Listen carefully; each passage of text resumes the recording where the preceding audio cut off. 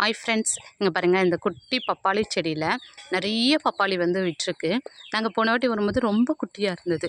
இப்போ பார்த்தா காயே விடுற அளவுக்கு இது வந்து நல்லா வளர்ந்துருச்சு. வளர்ந்து ஆனால் நாங்களே பிடிங்கிற அளவுக்கு தான் இந்த பப்பாளி பப்பாளி செடியினவே நாங்கள் ரொம்ப ஹைட்டாக இருந்து தான் பார்த்துருக்குறேன்.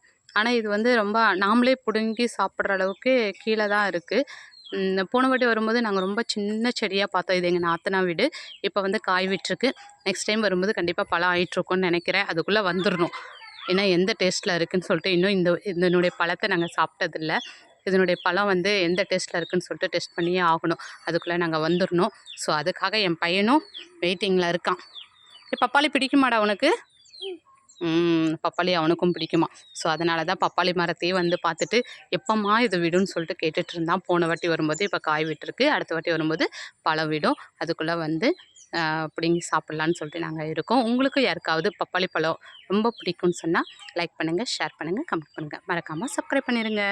தேங்க்யூ.